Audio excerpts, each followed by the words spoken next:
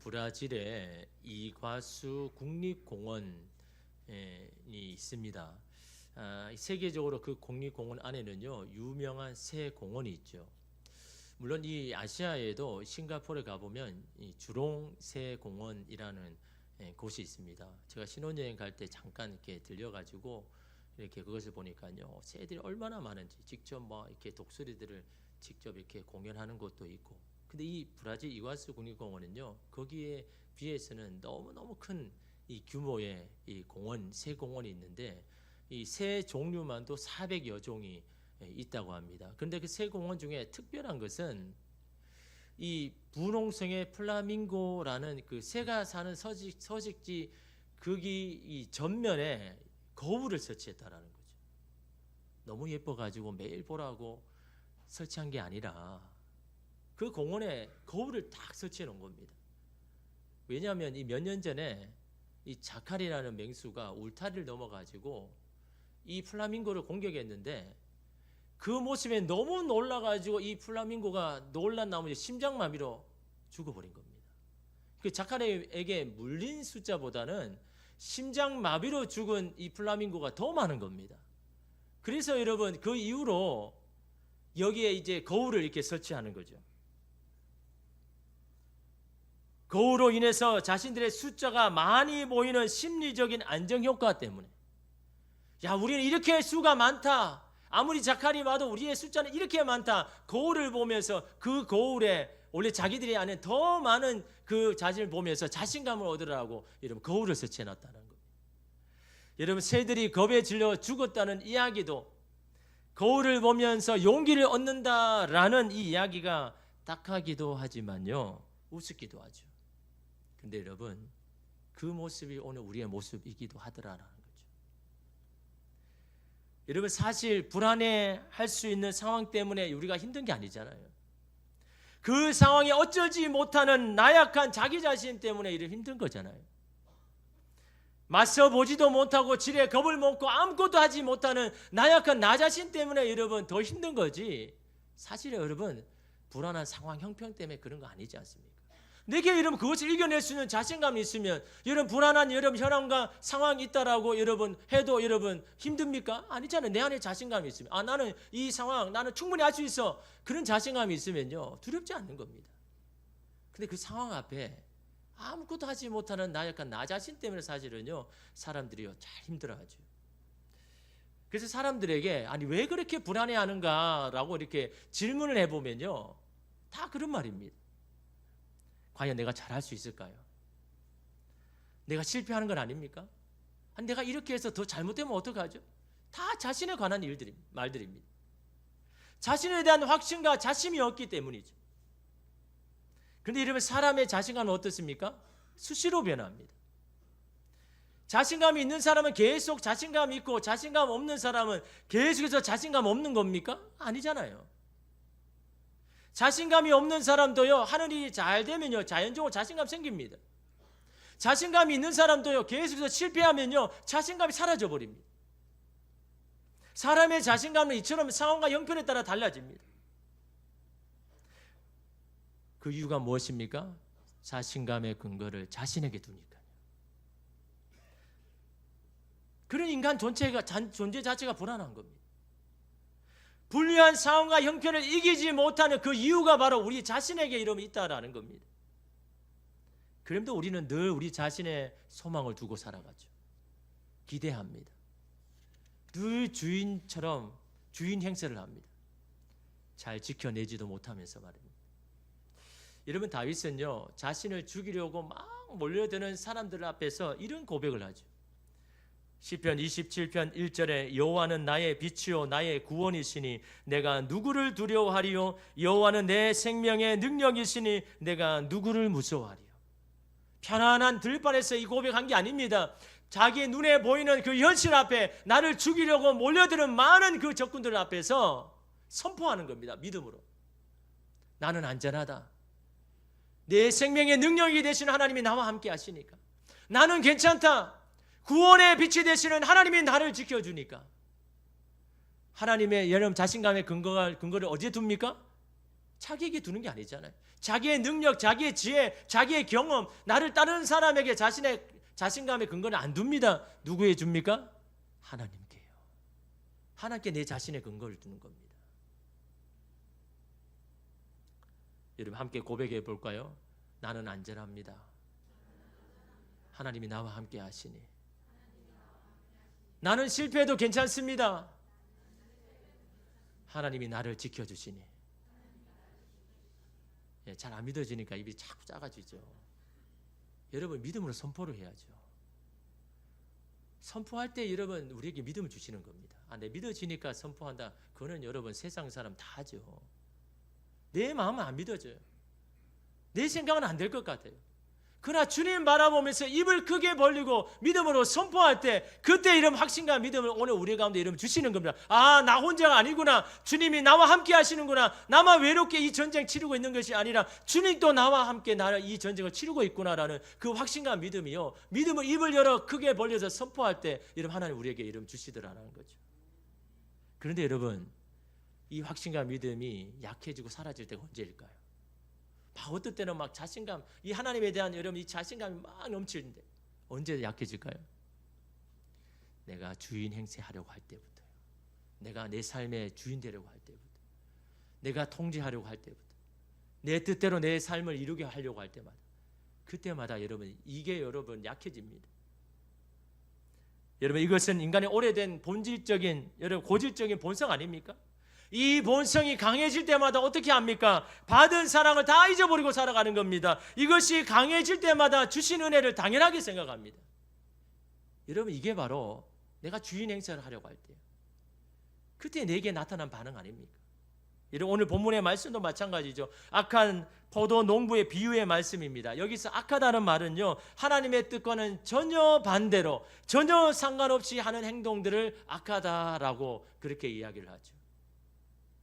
근데 여러분 예수님께서 이 비유를 하신 대상이 누굽니까? 여러분 예수님 말씀하실 때는요 대상이 분명히 있습니다. 그냥 막 허공에 말씀하는 게 아니라 분명한 대상을 가지고 이 비유의 말씀을 하시는데 누구에게 이야기합니까? 23절에 보면 잘 나와 있잖아요. 대제사장과 장로들, 이들을 대상으로 이야기하는 거예요. 이 비유의 말씀. 그들은 누구입니까? 자신들이 누리고 있는 것을 하나님께 다 받았음에도 불구하고 자기의 것인 양 살아가는 사람들 아닙니까? 원래 내게 있는 것이라고 생각하는 것처럼 여러분 하나님 앞에 감사하지도 살아가지 않는 사람, 자기가 인생의 주인처럼 살아가는 사람, 이 대부분이 대제사장, 장로들 아닙니까? 그들에게 이 비유의 말씀을 하고 있더라라는 겁니다. 여러분 33절 보십시오. 다른 한 비유를 들으라. 한 집 주인이 포도원을 만들어 산 울타리로 두르고 거기에 즙 짜는 틀을 만들고 망대를 짓고 농부들에게 새로 주고 타국에 갔더니 라고 이야기합니다. 한 주인이 포도원을 한 누구의 농부에게 세를 주어서 임대해서 타고 떠났다라는 거죠. 그런데 여러분 이 포도원의 주인이 어떻게 하고 세를 줬을까요? 알아서 뭐 다 해. 알아서 그냥 짓고 뭐 만들고 마음대로 해. 그렇게 했습니까? 여기서 이런 포도원을 만들어라는 이 말은 뭡니까? 다 만들어 놨다는 거예요. 포도나무를 이미 다 심어 놨다는 겁니다. 그것도 부족해서 어떻게 합니까? 산울타리로 둘렀다는 건요, 짐승이나 도적들에게 그걸 막기 위하여서 가시나무 같은 식물들을 그 주변에 다 둘러놨다라는 겁니다. 누가요? 주인이. 그것도 모자라서 어떻게 합니까? 포도즙을 짤 수 있던 그 틀을요 다 만들어 놓은 겁니다. 그것만 줬습니까? 망대까지 지어가지고 전체를 다 보면서 감시할 수 있는 망대까지 손수 다 지었습니다. 무슨 말입니까? 모든 것을 다 준비해 놓고 새를 뒀다는 겁니다. 단지 농부들은 들어와서 열심히 일하기만 하면 되는 겁니다. 땀을 흘리면 되는 겁니다. 때를 따라 물을 주고 잡초도 뽑고 순서를 정해서 이런 부침범을 써가지고 그걸 지키기만 하면 되는 겁니다. 얼마나 감사한 일입니까? 얼마나 큰 은혜입니까? 숟가락에 얹은 밥을 그냥 먹기만 하면 되는 겁니다. 근데 이것도 여러분 힘들어하는 사람이 있죠. 이것도 힘겨워하는 사람이 있습니다. 이러한 배려와 은총을 받은 농부들은 어떻게 할까요? 감격에 감사해. 물론 처음엔 그랬겠죠. 근데 시간이 지날수록 욕심이 막 납니다. 어떤 욕심이요? 내가 이 포도원의 주인 되면 어떨까? 내가 주인 되고 싶은 마음. 이름 34절 보십시오. 열매 거둘 때가 가까움에 그 열매를 받으려고 자기 종들을 농부에게 보내니. 이 포도나무를 심고 열매를 맺을 때가 대략 2년에서 3년 정도 걸린다고 하죠. 그러니까 주인은요 충분히 시간 줬습니다. 2년에 3년을 시간을 다 주고 이제는 열매 맺을 때가 되어서 그 세를 받으려고 종을 여러분 이 농부들에게 보냈죠. 그 당시에는 여러분 이처럼 타국에 살면서 그 이스라엘 땅을 빌려주고 세를 받고 살아가는 유대인과 로마인들이 너무 많았습니다. 그러니까 여러분 이 비유의 말씀하실 때는 유대인들 다 하는 겁니다. 아 그런 사람 우리 옆에도 있지, 우리 이웃에도 있지. 근데 보통 빌려주고 그 대가로 소출에 얼마를 받느냐 하니까요 절반을 세로 받습니다. 그 농사를 지으면 그 절반은 그 땅 주인에게 당연히 돌려주는 이 권리와 같은 당연한 권리인 겁니다. 그러니까 이 주인도 당연한 권리를 행사하기 위해서 종을 보낸 거죠. 근데 그들이 어떻게 합니까? 35절 보십시오. 농부들이 종들을 잡아 하나는 심히 때리고 하나는 죽이고 하나는 돌로 쳤거늘. 무슨 말입니까? 죽이 싫다는 거. 아니 땀 흘리고 수고한 것은 우리인데 아니 가만히 앉아서 땅 주인이라는 이유만으로 아니 이렇게 많은 것을 가져간다고? 이게 합당한 거야? 라고 지금 말하고 있는 겁니다. 그러나 여러분 그들이 누구입니까? 농사 지을 한 평도 없어서 매일매일 하루를 걱정하면서 살아갔던 그들 아닙니까? 그들에게 이 땅을 빌려주고 모든 것을 다 갖추고 여러분 살아가라고 여러분 은혜를 베푼 게 그 은혜를 받은 사람이 그들 아닙니까? 그 감격과 감사는 온데간데 없고 그냥 모르쇠로 일관하고 있는 이들의 모습을 이런 말씀하고 있죠. 왜 그렇습니까? 지금의 이 열매를 맺은 것은 나의 공로, 내가 수고한 것이라고 자꾸 생각하니까요. 내가 이렇게 고생하고 애를 썼기에 이렇게 좋은 날 오는 거 아닌가? 근데 여러분 만약에 열매가 없고 소출이 적었다면 그들의 반응이 어땠을까요? 아니 소출이 많을 때는 나의 공로, 내가 열심히 한 거고 그러면 여러분 소출이 없었다면 어떻게 해야 되는 겁니까? 아니 그것도 내 때문이라고 이야기해야 되잖아요. 아니 잘했으면 내 것이라면 내가 잘못해도 내가 잘 못해서 그렇다라고 그렇게 이야기해야 되잖아요. 그러나 그렇게 말한 사람 있습니까? 여러분 인간은 그렇게 솔직하지도 않고요 객관적이지도 않습니다. 여러분 교도소에 있는 죄수들과 인터뷰를 했는데 놀라운 사실입니다. 우리가 생각하기 어떻습니까? 죄를 지러 교도소에 갔어요. 그럼 막 깊이 뉘우칠 것 같잖아요. 이제는 다 절대로 그렇게 안 해야지. 근데 인터뷰를 해보면요 여기 이 교도소에 들어오게 된 직접적인 원인을 자기로 인함이라고 말하는 사람 아무도 없다는 거예요. 어떤 사람은요 자신의 출신 배경 때문에 내가 이 자리에 왔다고. 어떤 사람은 자신의 부모 때문이라고 이야기해요. 어떤 사람은 나쁜 친구들 때문에 내가 이렇게 되었다고 말합니다.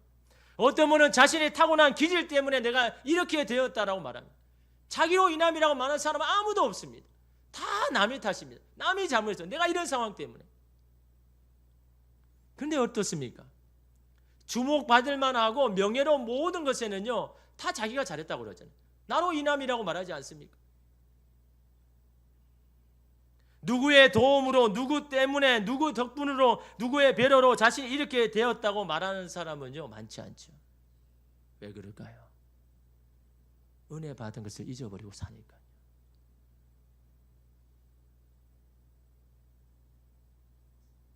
잘 되면 자신 탓, 잘못되면 부모 탓, 그냥 나온 말이 아닙니다. 한 TV 채널의 공익 광고에 폐지를 줍는 한 노인 어르신 분을 이렇게 소개합니다. 나이도 많이 들었습니다. 이제 힘이 또 별로 없어요. 다 말라가지고. 근데 이런 폐지를 줍고 있으니까 우리가 생각하기 안타깝잖아요. 노후를 준비 못해가지고 저렇게 힘들게, 노후에도 저렇게 힘들게 사는구나. 여러분 그런 모습을 보면 어떻습니까? 이제 여러분의 10년, 20년, 30년에 일어날 일들이잖아요. 그게 남의 일이 아닌 거 아닙니까? 다 평생 자녀에게 모든 걸 다 쏟아주고 내가 가진 건 별로 없고 이제는 내가 노동을 할 수 없는 몸이 되었으면 이제는 지금까지 했는 것 가지고 이제 살아내야 되는데 이제 살 수 있는 건 아무것도 없고 할 수 있는 것이 이것밖에 없으니까. 그런데 여러분 이 어르신은요 교장 선생으로 정년 은퇴하신 분입니다. 아니 연금으로 그냥 노후에 편하게 살면 되지. 아니 왜 이렇게까지 힘들게 사느냐. 그렇게 생각할 수 있잖아요. 여러분 교장으로 졸업하면 정년퇴직하면 연봉 얼마입니까? 저는 잘 모르겠지만 아마 혼자 충분히 살 수 있는 연금 아닙니까? 근데 왜 이렇게 폐지를 주고 있냐라는 거죠. 그냥 좀 편하게 살지. 평생 힘들게 살았으면. 근데 이 어르신은요, 왜 이렇게 폐지를 주느냐라는 그 질문에 기부하기 위해서 좋은 데 좀 쓰려고 그 폐지 모으고 있는 겁니다. 조금이라도 내가 이 사회에 좀 도움이 되는 사람, 그냥 잉여인간이 아니라 정말 도움이 되는 사람이 되고 싶은 그런 마음으로 다 주워가지고 다 그냥 기부하는 거예요. 인터뷰에서 그분이 이렇게 말합니다. 내가 이렇게 살 수 있었던 것은 사회와 국가 덕분입니다. 내가 나라의 녹을 먹고 살 수 있었던 은혜를 이렇게나마 갚을 수 있음에 감사합니다. 그래도 아직 건강이 있어서 누구를 위해서 살 수 있다는 것이 얼마나 감사합니까? 아마 이 사람은 그리스도인일 겁니다. 왜냐하면 그리스도인이 아니라면요, 이렇게 고백할 수 있을까요? 주님의 은혜를 경험 못한 사람은 이렇게 말 안 하죠. 다 자기가 잘했다고 이야기합니다. 내 덕분이라고 하지. 여러분, 주님의 덕분입니다, 남의 덕분이라고 말하는 사람은요, 주님의 은혜를 한 번이라도 경험해 본 사람만이 그런 고백을 하는 거죠. 그러면서 어르신이 이런 말을 남겼습니다. 사람들은 저마다 존중을 받으려고 합니다. 존중을 받고 싶다고 존중을 받을 수 있습니까? 다 존중을 받기를 원하죠. 그렇다고 존중을 다 받느냐라는 거죠. 내가 남을 존중하지 않는데 내가 어떻게 남을 존중을 받을 수 있냐라는 겁니다. 존중받기만을 원하는데 누가 나를 존중해 줄 수 있냐라는 거죠. 내가 먼저 남을 존중해 줘야 그 사람도 나를 존중해 줄 것 아니냐. 서로 존중만 받기를 원한다 그러면 이 사회가 누가 존중을 서로 세워주면서 가겠느냐. 내가 먼저 남을 존중해 줘야 글쎄가 서로 존중해 주는 그런 사회 안 되는가. 그러면서 그런 바람을 이야기하는 겁니다. 오늘 이 사회가, 이 땅이 서로 존중하면서 건강해지는 사회 되는 게 나의 남은 소망입니다. 그 이야기를 하는데 얼마나 이런 감동입니까? 나의 나된 것은 오로지 주의 은혜임을 고백함에도 잘 될 때는 내 탓이고 잘 되지 않을 때는 하나님의 탓을 돌리는 것이 오늘 우리 아닙니까? 오늘 포도원 농부도 마찬가지입니다. 이렇게 열매를 거둘 수 있게 된 것이 포도원 주인의 배려와 은혜임을 알았다면요, 그걸 잊지 않았다면 어떻게 이럴 수가 있냐라는 거죠. 이처럼 받은 은혜를 송두리째 내버린 이유가 뭘까요? 포도원 주인이 종을 다시 보냅니다. 또다시 그 종들을 때려서 죽입니다. 그 다음에 더 많은 종을 보냈지만 또 그들을 쫓아냅니다. 그 다음에는요, 주인의 아들을 보냅니다. 근데 그 아들까지 죽이려고 합니다. 38절 보면요, 농부들이 그 아들을 보고 서로 말하되 이는 상속자니 자 죽이고 그의 유산을 차지하자 하고, 그들이 그렇게 하였던 이유와 본색을 드러내죠. 뭐 때문에 이럽니까? 그의 유산을 차지하자. 포도원의 주인이 되고 싶은 겁니다.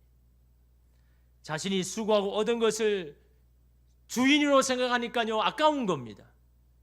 주인이라면 더 이상 안 줘도 될 텐데 내가 지금 주인이 아니니까 그런 거 아니냐. 주인이라고 생각하니까 아깝습니다. 잃어버릴 것 같아서 속상합니다. 본전 생각을 합니다. 왜 자신이 그래야 되는지 이해가 안 됩니다. 내 것을 뺏어가니 분노합니다. 더 잃어버릴까 노심초사합니다. 걱정과 불안이 떠나지 않습니다. 여러분, 이것이 내가 주인 되려고 하는 이 모든 것을 기인하는 건 아닙니다. 내 뜻대로 내가 내 것을 만들고 내 가정을 이루려고 내 일터를 만들어 가려는, 내가 주인 되면서 하려고 하였던 이 모든 것들이 이 근거 아닙니까? 그러나 그들이 잊고 있는 사실이 무엇입니까? 그들이 결코 포도원의 주인이 될 수 없다는 사실, 그리고 그 포도원 주인이 다른 누구의 농부에게 세를 주면 다 손들고 그 자리에서 떠나야만 된다는 자신의 그 현실을 잊어버리고 여러분 이렇게 말하고 있는 건 아닙니까? 주님이 다시 오라고 하면 다 빈손 들고 주님 앞에 나가야 할 사람이라는 것을 잊어버리고 사니까요, 내가 주인 노릇 하는 겁니다. 주인 생세를 여러분 하는 건 아닙니까? 이 비유의 말씀을 하시고요, 예수님은 대제사장과 장로들에게 질문하죠. 40절에 그러면 포도원 주인이 올 때에 그 농부들은 어떻게 하겠느냐 질문을 합니다. 이 질문에요, 이 제사장과 장로는 너무 화가 났습니다. 아니 저렇게 배은망덕한 사람이 있나? 아니 주인이 자들에게 어떻게 해줬는데? 아니 저렇게 그 주인에게 저렇게 갚을 수가 있나? 너무너무 화가 나가지고 이렇게 답을 하죠. 41절에 그들이 말하되 그 악한 자들을 진멸하고 포도원은 제때에 열매를 바칠 만한 다른 농부들에게 새로 줄지니라. 얼마나 미련하고 무지합니까? 그 악한 농부가 자기 자신임에도 불구하고 그걸 모르는 겁니다. 그걸 모르니까요, 하나님 앞에 감사하지도 않고 받은 은혜를 그냥 당연하게 생각하고 내가 사니까 그냥 사는 거고 내가 뭔가를 하니까 하는 것처럼. 제가 2주 전에 부주의에서 이게 골절을 이렇게 입었습니다. 손이 너무 부어가지고 며칠을 이렇게 견디다가 이렇게 병원에 갔는데 이 골절인데 이게 잘 안 붓는 부분이래요. 그래서 더 자세하게 찍어야 된다고 큰 병원 가가지고 CT 찍으라고 이렇게 소견서 이렇게 주더라고요. 근데 뭐 시간이 있습니까? 제가 큰 병원을 갈 시간도 없고 이 기부스를 하면 매일매일 새벽에 이걸 쳐야 되는데 칠 수도 없고, 그래서 큰 병원도 안 가고 기부스도 제가 다 풀어버리고 손목 보호대, 지난주에 까만 거 이렇게 손목 보호대 보셨죠? 그거 하고 막 매일 이렇게 오두도 치고 기타도 치고 시간 지나면 뭐 붙겠지 그런 생각으로. 근데 이게 일주일이 지났는데도 붓기는 빠졌는데 이게 통증이 안 사라지더라고요. 그래서 월요일 날 이렇게 병원 가니까요, 사진을 찍었는데 뼈가 그냥 그대로란 거죠. 하나도 안 붓고. 그래서 막 야단 맞으면서 왜 기부스를 마음대로 풀었냐고. 이거 안 붙으면 이 손에 핀 박아야 돼서 더 고생한다면서 막 그러는 겁니다. 이번에 절대로 못 풀도록 이제 기부스를 하자, 통기부스 아예 그냥 하자 하는데 제가 사정했죠. 저 그렇지 못합니다. 매일매일 제가 할 일이 있는데 그거 못하면 어떻게 합니까? 제발 몇 손가락이라도 살게 할 수 있게 해주십시오라고 이렇게 해서 요 두 개만 딱 묶어가지고 이렇게 가지고 이렇게 해주시더라고요. 그런데 여러분 이게 이 손가락으로 될 줄 알았는데 이게 마우스를 해보니까 이게 받쳐가 안 되더라고요. 그래서 왼손으로 마우스를 잡고 이게 설교를 이렇게 치는데 제가 한 400타를 이렇게 치거든요. 그런데 이 손가락으로 독수리를 하다 보니까 막 2-3배 시간 걸리고 막 수정하느라 바쁘고 얼마나 고생하는지. 야, 이게 두 개만 묶여도 이렇게 고생하는구나. 그래서 이 손을 가지고도 매일 운전을 했거든요. 왜 애들 막 태워주고 해야 되니까.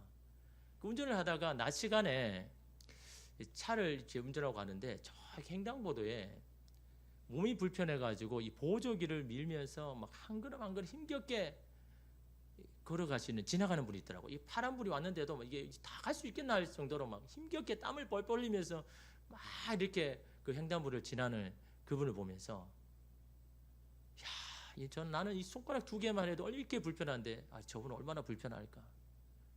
그러면서 생각하는 게요. 왜 손이 건강할 때는 그 생각을 못하고 꼭 모름지겨야 그 생각하느냐라는 겁니다. 내 마음대로 두 발로 다 다닐 때는 하나님 앞에 감사하지 못하면서 꼭 못 다닐 때 그때 되어서 하나님 앞에 하나님 이렇게도 살게 해주시니 감사합니다라고 여러분 그렇게 이야기할 거예요. 모든 것을 다 주시고 자녀도 주시고 여러분 가정도 주시고 살만한 형편을 다 주실 때 하나님 앞에 감사하고 하나님 앞에 기뻐하지 못하면서 왜 꼭 굳이 어떤 문제가 생기면 하나님을 원망하면서 또 그때서야 하나님 앞에 여러분 감사하는 걸 거예요. 여러분 우리에게 내 것이 어디 있습니까? 다 하나님께 받은 건 아닙니까? 태어나면서 모든 거 다 가지고 태어난 사람이 있습니까? 빈손으로 태어났지만 하나님이 공급하시고 채워주시니까 그래도 손에 뭔가 이러면 쥐어진 거 아닙니까? 오늘 말씀의 주인은 어떠합니까? 이런 배은망덕한 농부들의 행동에도 다시 종들을 보냅니까? 군사들을 보냅니까? 또 종들을 보내죠. 급기야 자신의 아들까지 보냅니다. 왜요? 그러면 저들의 마음이 달라질까 싶어서 기대하는 마음으로. 여러분 주님은요 오늘 우리에게도 매일 보냅니다. 말씀을 통해서 계속 보냅니다. 혹시나 그 말씀 듣고 돌아설까 싶어서, 깨달을까 싶어서, 바꿀까 싶어서 매일매일 찾아오시지 않습니까? 여러분 공정을 생각한다면요 받은 만큼 돌려줘야죠. 내게 한 만큼 나도 그렇게 하겠다고 마음을 먹었다면 당장 군사를 보내가지고 다 쫓아내야죠. 그것이 우리가 좋아하는 정확한 거 아닙니까? 그것이 이의 손실을 먼저 따지는 우리가 좋아하는 반응 아닙니까? 그러나 주님은요 공정이 아니라 사랑을 베풉니다. 사실 여하를 따지는 것이 아니라 기회를 주십니다. 다시 살 수 있는 기회예요. 그것이 여러분 주님의 마음 아닙니까? 무엇을 억울해하고 있습니까? 무엇 때문에 속상해합니까? 내가 흘린 땀과 수고만큼 받지 못해서 그렇습니까? 아니면 내가 기대하는 것과는 전혀 다른 양상으로 흘러가는 나의 삶의 현실 때문에 여러분 속상합니까? 하나님께 위임받은 것이 여러분 분명히 있잖아요. 저와 여러분을 믿어서 주신 것이 있지 않습니까? 그 주신 것에 감사하면서 여러분 최선을 다해서 열심히 살았다면요 우리 할 일 다 한 겁니다. 거두게 하시고 자라게 하시고 우리에게 주실 분은 하나님이신 겁니다. 왜 여러분이 주인 행사합니까? 왜 이게 잘 될까? 조출이 많을까? 걱정하고 염려합니까? 그건 주인이 하는 거잖아요. 종들이 하는 게 아닙니다. 종들은 주신 거 감사하면서 땀과 최선을 다해서 여러분 하기만 하면요 거두게 하시는 분은 주인이 하는 거잖아요. 이게 잘 될까 안 될까 많을까 적을까 그 주인의 걱정이지 여러분의 걱정 아니잖아요. 근데 왜 여러분 걱정하고 염려합니까? 내가 주인 되려고 하니까요. 내가 내 삶에 여러분 주인 되려고 하니까요. 자꾸 그 걱정 아닙니다. 자꾸 불안해합니다.